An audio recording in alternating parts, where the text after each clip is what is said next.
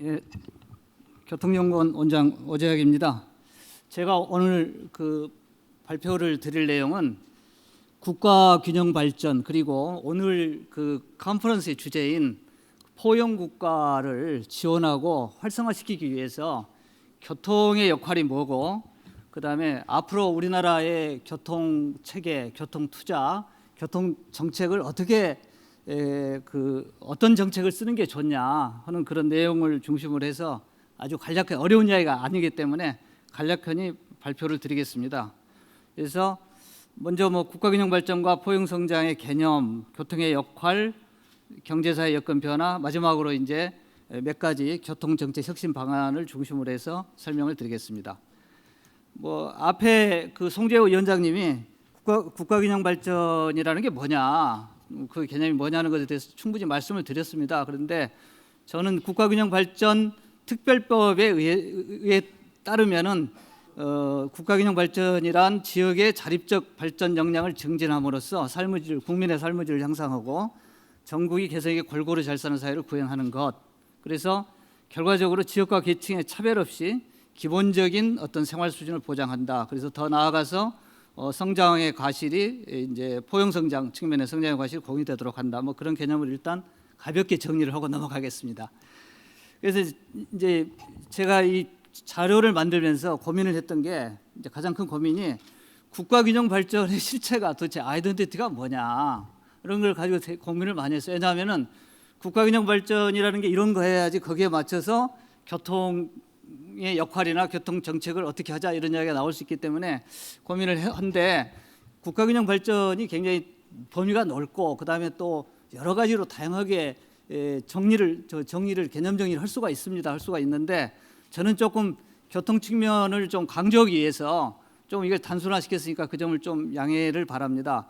그래서 먼저 우리 지금 현재 국가균형 발전을 그냥 단순하게 1단계와 앞으로 해야 할 2단계로 나누는데, 1단계는 혁신도시 시즌1으로 일단 규정을 하고, 2단계는 혁신도시 시즌2라고 이렇게 이제 규정을 하고, 혁신도시 시즌1이라는 것은 10개 혁신도시와 행복도시를 조성을 했죠. 참여정부에서 참여했지만 혁신도시 아직도 혁신도시 중심의 거점 생활권 구성은 아직 좀 미진하다. 그다음에 더 나아가서 지역 간 상생 발전 체계가 아직 정착되지 않았다. 완성이 안 됐다 그런 자. 그래서 앞으로 혁신도시 시즌2에서는 이런 혁신도시와 10개 혁신도시와 그다음에 행복도시, 세종시, 그다음에 7개 대도시를 중심으로 해서 생활권의 거점을 육성하고 광역 대도시와 혁신도시 간의 연결, 커넥티비티를 강화하고, 더 나아가서 각 혁신도시를 중심으로 한 지역 균형 발전을 거점 내에 생활교통을 확충을 하자, 이런 정도로 정리를 하고 거기에 맞춰서 그런 균형 발전을 지원하는 교통정책이 뭐냐 하는 식으로 준비를 했습니다. 국가균형 발전 교통의 역할. 교통은 잘 아시다시피 지역 간 및 지역 내 사람과 물자의 원활한 이동에 기여를 하고, 그걸 통해서 어떤 국가와 지역의 경제, 사회, 문화 활동을 촉진하는 역할을 하기 때문에 지역의 특성 및 수요를 고려한 교통 서비스라든지 교통 SOC 공급은 국가균형 발전에 있어서 가장 중요한 근간이자 기본적인 요소다, 이렇게 설명을 드릴 수가 있겠습니다. 인프라 투자하고 이게 도시 성장, 그다음에 지역 발전은 굉장히 밀접한 관계가 있습니다. 그래서 오늘 아침에 이정호 교수님이 우리나라는 일본처럼 토군 국가라는 표현도 써서 조금 가슴이 좀 찔리기는 했지만, 어쨌든 간에 인프라가 잘 돼 있는 도시가 성장을 하고, 인프라가 잘 돼 있는 지역이 또 경제 발전을 한다. 또 삶의 질도 높고, 이런 것에 대해서는 아마 이의가 없을 거고, 여러 가지 연구 결과에 의하면은 교통 인프라의 공급은 지역 내 총생산을 증대시키는 데서 굉장한 플러스 효과가 있다. 그런 정도의 말씀을 드리겠습니다. 그래서 좀 지금까지의 교통 정책하고 앞으로 해야 할 앞으로의 교통 정책을 좀 대비를 시키면은, 지금까지 교통 정책은 국가 전체의 성장 및 효율성 중심의 SOC 공급을 했다. 그럼 앞으로는 지역의 특성을 고려한 교통 SOC 공급을 했으면 좋겠다. 그래서 과거가 잘못됐다는 건 아니에요. 과거는 과거대로 역할을 한 거고, 이제 앞으로 이렇게 하자는 말씀이죠.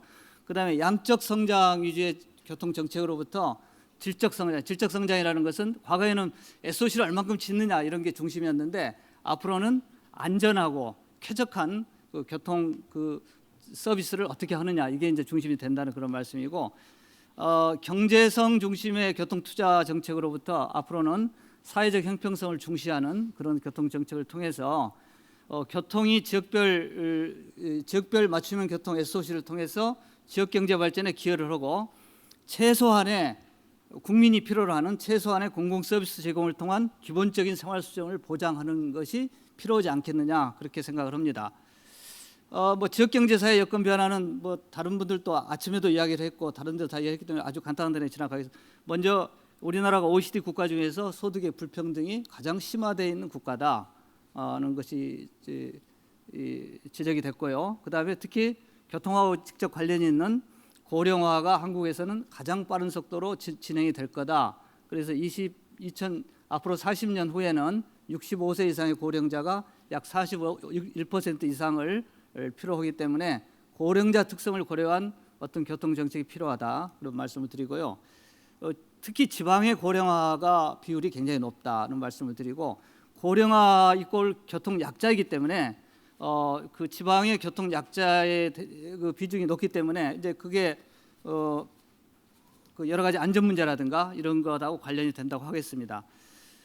특히 그 지역 간 그 대중교통 서비스, 교통 서비스 관점에서 보면은 지역 간의 그 격차가 굉장히 심해요. 특히 대중교통 서비스의 지역 간 연결성이 아주 취약해가지고 지방에 내려가면은 보통 한 2번 내지 3번 정도 환승을 해야지 그 자기 최종 목적지에 도달을 한다 그렇게 되고, 여기 숫자에 나온 것처럼 평균 연결성이 65.7%인데 표준 편차가 굉장히 큽니다. 25.5%로. 그래서 지역 간 우리나라는 수도권과 비수도권, 대도시와 비대도시 사이에 그 교통 서비스 불균형이 굉장히 심하다. 특히 농촌 지역은 대중교통 이용 불편을 가장 많이 호소를 하고 접근성 문제라든지 운행 빈도, 그다음에 운행 시간에 대한 불만이 많다 이런 말씀을 드리고요. 특히 교통사고를 좀 강조를 많이 하고 싶은데요. 아까 말씀드린 대로 보행자 교통사고 비율이 굉장히 높고, 이게 과거에 우리나라가 13,000명대에서 지금 한 4,200명 정도까지 교통 그 사망자 사고가 줄었는데요. 보행자 사고 비율은 거의 줄지가 않았습니다. 그래서 이 보행자 사고가 줄지를 않았고, 특히 고령자와 70대의 고령자와 그다음에 14세 이하의 어린이들 교통 약자의 그 안전 사고가 굉장히 높기 때문에 이게 그 국민들의 어떤 행복 생활 추구권하고 직접적인 관련이 된다 이렇게 말씀을 드리고, 이게 중요하다고 말씀을 드리고요. 이것은 이제 그 노인 사망자가 전체의 40.3%에 지금 육박을 하기 때문에 OECD 31개국까지는 거의 하위에 지금 처해 있다 그런 말씀을 드리겠습니다. 자, 마지막으로 포용적 교통정책 혁신 방안 몇 가지에 대해서 말씀을 올리겠습니다. 그래서 4가지를 준비를 했는데요. 사실 한 10가지 말씀드리고 싶은데 너무 많이 말씀드리면은 또 이게 강조가 안 될 것 같아서 4가지만 말씀을 드리고 끝내도록 하겠습니다.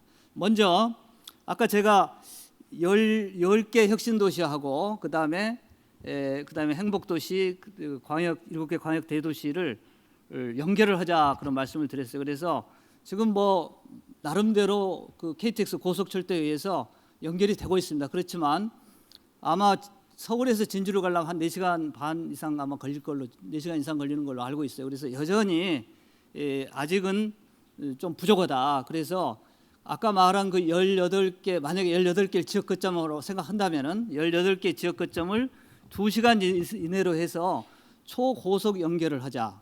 그래서 18개 지역 거점을 2시간 이내에 고속철도로 연결을 해가지고 그 어떤 그 시너지 효과를 서로 상생 발전할 수 있는 시너지 효과를 만들고, 그다음에 그 18개의 지역 거점을 중심으로 해서 생활권 교통, 더 나아가서 접근 고속철도역으로의 접근성을 30분 이내로 줄여주자.